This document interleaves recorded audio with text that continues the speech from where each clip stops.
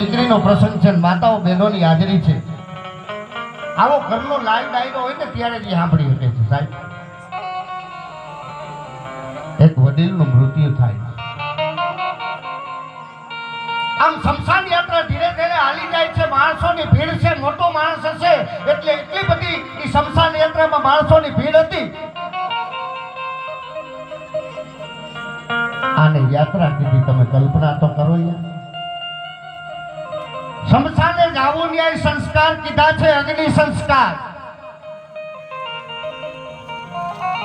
આમ શમશાન યાત્રા ધીરે ધીરે હાલી જતી હતી. એક ફોર વ્હીલ આવી, એમાંથી એક ભાઈ બારા નીકળ્યા ને બારે નીકળીને એને લગભગ સમાજ ઓળખતો તેવો મોટો માણસ હતો. બારા નીકળી અને એટલું કીધું કે ફલાણા ભાઈ ગુજરી ગયા, એની શમશાન યાત્રા છે કે હા. નીચે મૂકો શમશાન યાત્રા. ગામના બધાને શું થયું કે એનો કઈ મિત્ર હશે એને ફુલવાર કરવા હશે, નીચે મૂકો. નીચે મૂકી શમશાન યાત્રા અટકી. આના દીકરા ક્યાં છે? અહીંયા જ હતા. એકે દોણી લીધે કે આના 3 દીકરા. કે તમે એના દીકરા છો? કે હા.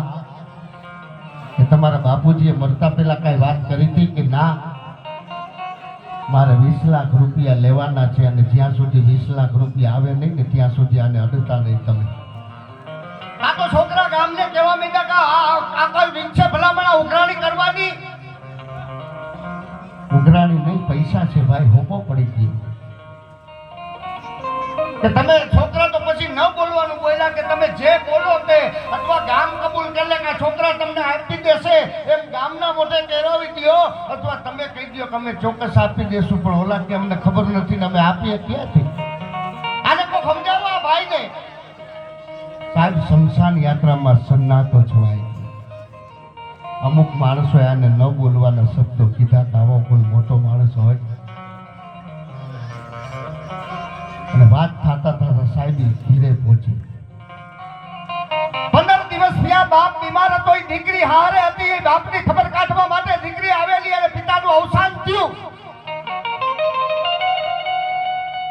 અને એ દીકરીને ખબર પડી કે મારા બાપના એક 20 લાખ રૂપિયા હાટું મારા બાપની શમશાન યાત્રા હતી.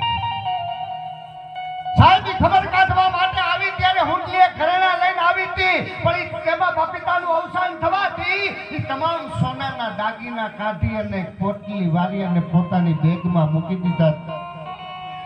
અને દીકરીએ પોટલી બારી કાઢી અને ગામના માણસોએ જગ્યા દઈ દીધી કે દીકરી આવી.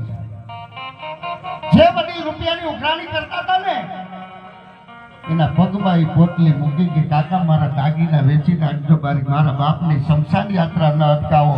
અને તમારા પૂરા ન થાય ને પણ મરેલ બાપના સોગંદ ખાઈને કહું છું, ખાલી મને ફોન કરજો, હું ઘરે આવીને પછી દઈ દઈશ, પણ મારા બાપની શમશાન યાત્રા ન અટકાવો. સાહેબ 3 કંઠોતર ઉભા હતા, 3 દીકરા ઉભા હતા. એ જોઈ ગયા, વાહ દીકરી. અને દીકરીએ કાકાના પગ પકડ્યા ને કાકે કીધું કે બેટા તે મને કાકો કીધો, તું મારી દીકરી કેવા, તારા દાગીના મારે ન લેવાય, લઈ લે. મારો બાપ કે હવે ને કાંઈ ન થાય. અને સાંભળ બેટા, તારો બાપ જ એવો મહાન હતો, તારો બાપ જ એવો મોટો હતો. એ શું મારી પાસેથી 20 લાખ રૂપિયા લે? થોડા સમય પહેલા મારે રૂપિયાની જરૂર હતી, હું તારા બાપ પાસેથી 20 લાખ રૂપિયા લઈ ગયો છું અને મારે દેવાના છે. આ તો હું એ માટે આવ્યો તો કે હવે આનો સાચો વારસદાર કોણ છે ને કોના હાથમાં મારે દેવા. સાહેબ, આ ભારત વર્ષની દીકરી કઈ હતી.